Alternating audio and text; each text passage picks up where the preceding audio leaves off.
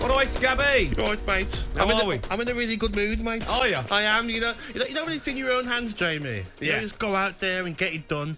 That's what Aston Villa done today.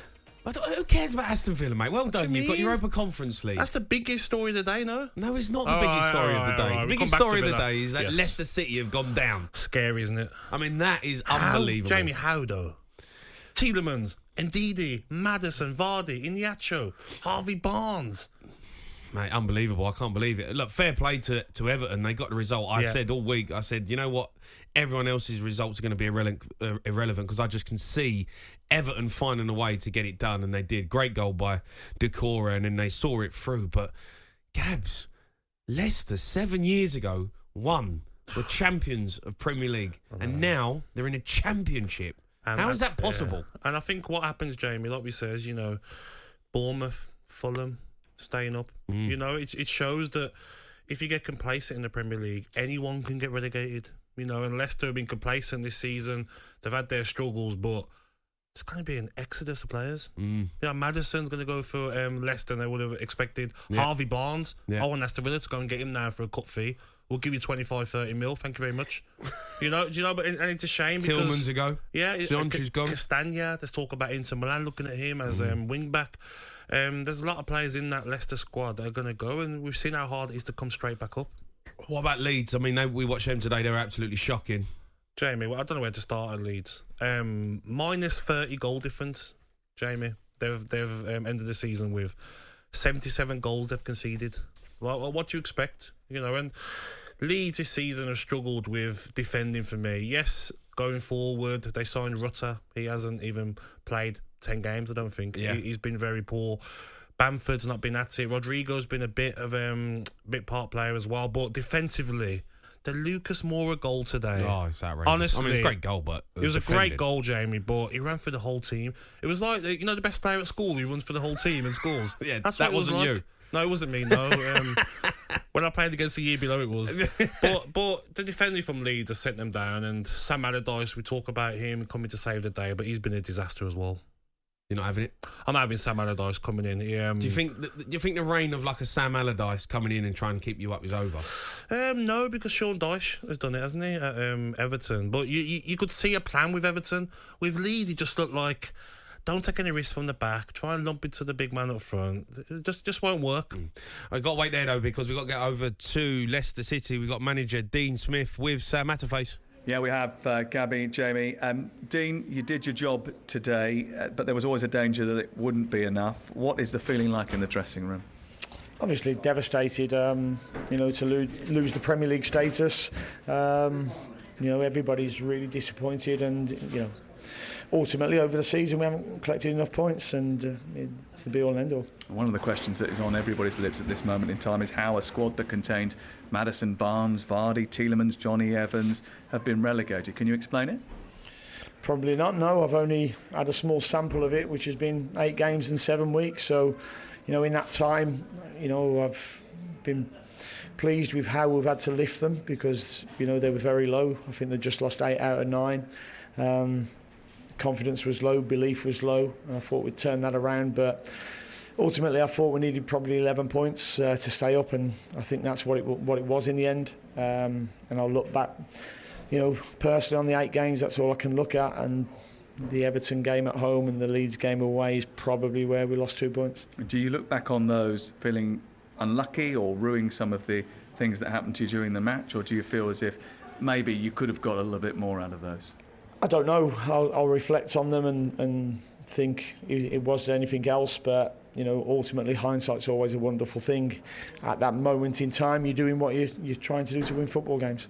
When you came in, it was late in the season, as you say, 8 games to go. When you look back on it, do you think that possibly the problems that have taken Leicester down were already baked in?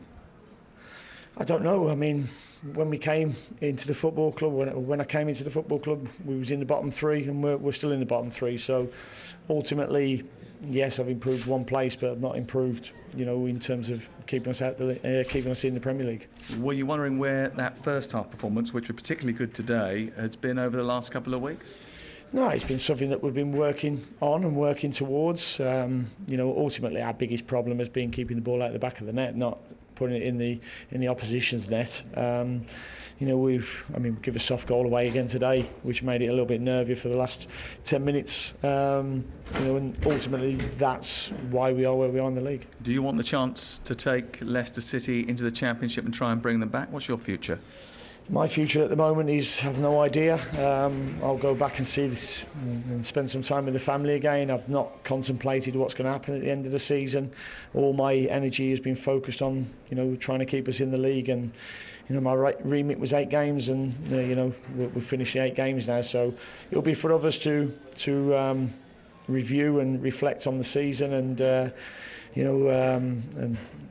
I'll speak. I'm guessing with Top and John, but we'll see where we go after that. What do you think the impact of relegation will be on this club? I think this club is, from what I've seen in the 7 weeks I've been here, it's an elite football club with elite facilities, a great owner and really good people who work here. So I see no reason why it can't bounce back. In life you get knocked, and it's how you bounce back. And I see with the infrastructure these clubs have that they will bounce back. Do you think if you were given the opportunity, you'd make a good fist of bringing them back?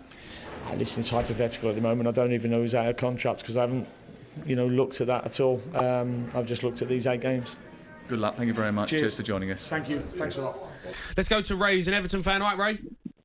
All right, mate, you okay? Good evening, Ray. Congratulations, mate. Look, Ray, got to ask you. Look, Matt, you've stayed up today. There was a lot of fans running on the pitch at the start when the final whistle went, but then there was a lot of boos and a lot of singing and a lot of people who were upset, actually, that the fans were on the pitch celebrating the fact that you'd finished 17th place. Was you one of them fans on the pitch, or you had enough? No, I've had enough of it all. To be honest with you, it's relief. The fans running on the pitch, that's relief. Yeah. But, this is too many times now. We can't be risking this every year. If it keeps going on, we're going to go down. So we've got to draw the line now, and this club's got to sort itself out. We were really lucky this year. Yeah. If Leicester hadn't been so negative against Newcastle, we'd probably be down. Yeah. Because Ray. That's the one thing I'll praise Sean Dyche for, is that we all thought 3 weeks ago we were down, and then he went for it against Brighton. Yeah. He picked Palace had won 3 on the trot with the new manager. We went there and got a draw. I think it was 2-2, wasn't it? We then got a draw with Leicester 2-2. Good draw there. Pickford saved the pen. Then we beat Brighton. We went for the 5-1 Brighton one has just changed the whole season. But that put it in our hands. But then I'm watching the Newcastle-Leicester game and I'm thinking, if Leicester do what we did and go for it, it's in their hands. But they for some reason played for a draw. And that's why the only reason we're up, I'm telling you. And we've got to do something about it for next year. Ray, I totally agree. I feel like today after the game, if I'm an Everton fan, I'm like, all right, thank you. We stayed up, but I'm not going to over-celebrate what is going on with my club. Last season, we've done the same thing, stayed up in the last game of the season. What's happening? We need players. We need to get players out who aren't good enough. Yeah. But look at next season, you probably need 2 strikers, not 1. Calvert-Lewin's injury problems. You need to sell to buy. You need something to happen with the owners, because next season, like you says, you can't keep doing it every season. You will go down next season if you don't invest properly. No, they're not streetwise. The club's not streetwise. The fans are streetwise. The club's not. And we've brought a nice owner in, giving everyone money, being nice to everyone, letting people go cheap, spending fortunes on Koeman, but we're still paying, spending fortunes on other people that we're still paying, but we're letting people go for nothing and not replacing people. Look at Ancelotti when he went. Good luck to him. But did anyone pay any money for him? But we're paying fortunes for managers, and we're just soft. We let Richarlison go. Did we replace him properly? No. We should have said to Richarlison, we'll let you go when they get an adequate replacement. But we're too nice. We've got to toughen up a bit. Richarlison, people say Richarlison saved us last year. That was only after we went without him because we let him go and play in the Olympics. Who do you want next season to manage your football club, mate? You know what? I'm happy to give Dyche a go because he went for it. He was brave at the end and kept us in it. And you've got to be fair and say, right, let Dyche get his own players in now. But we've got to be better when we're buying players. We've got to be better. And I tell you what, too, the issue with the forward, not bringing a striker in no matter what, that was crazy. Yeah. And then even with the money off Anthony Gordon, what happened? We didn't bring anyone in. That was playing with fire. That was playing with our lives. Yeah. This club is our lives. Yeah. You know what I mean? I didn't know what I was going to do after today if we went down. I tell you, I nearly had an heart attack today. We've got to stop all this. Yeah, it was horrible watching the fans, I have to say. I mean, it was some of the moments when you're looking thinking, oh my God. That late volley. The late Pickford volley save, from Bournemouth, like, Pickford saves it, and you get... I think with VAR as well, Ray, you're only just a controversial decision from going down, aren't you? Oh, it's frightening. We can't take that risk anymore. No. And we can't keep thinking, oh, it's all right, we'll stay up. If you keep playing with fire, you'll get burnt in the end. Yeah, totally agree, mate. Ray, top man, I really appreciate you phoning in. Let's go to Joe, who's an Everton fan. All right, Joe? Good evening, Joe. Joe? He's on the pitch. Celebrating. Hello? Joe? Hello? If you keep playing... Turn your radio off, Joe. Well, are we on the radio, yeah? Yes, you're on, mate. Joe. You're on. Hi, on to Jamie and Gabby, all right? You're all right, right, mate. How you feeling? I'm all good. I'm with me dad now. We've just been in a game. We're over the moon. We're over the moon, boys. Yeah. Listen, a lot of fans were moaning and saying, you know, after the game when you're running on the pitch and people were saying they've had enough, but are you feeling a bit different? You happy for the team? To be honest, I'm not going to lie. I think it's a bit embarrassing running on the pitch, but... Did you do it? Did you go on there, Joe? What did you say? No. Did you go on there? I didn't. No, we have to get off. We're going back to Wales, mate. It's my 21st, so we're going back to a cottage. So I had to get off anyway, but I do think it's been embarrassing getting on the pitch. Look, you've stayed up, you've got it done, but things have got to change, right? Oh, yeah. Things have definitely got to change. Hopefully with these new owners coming in, I think it's only for the stadium. I don't know what's going to happen, really. Can I just say hello, lads? You all right, pal? You all right? Who's this? Yeah, I'm buzzing, mate. Joe's dad here. Have to say, Dwight McNeil has been a sensation. When he first started, he came very low on confidence. And I think Frank started that building process. But as soon as Mr. Dyche has come in, that lad has gone step by step. And then also, I know Decore didn't get much of a shout under Frank, but Decore stepped up for us, hasn't he? What a goal that was today. So who do you want to manage your football club next season? The last caller said he'd give Sean Dyche a chance. Would you? Yeah, I think we'd give Dyche a chance, but you know we can't cope with this relegation battle again next season. Like Everton Football Club should not be in that position. It's silly, isn't it? You know, so yeah. But I think it is a bit of a balancing act, though, isn't it? Because they're building a new stadium.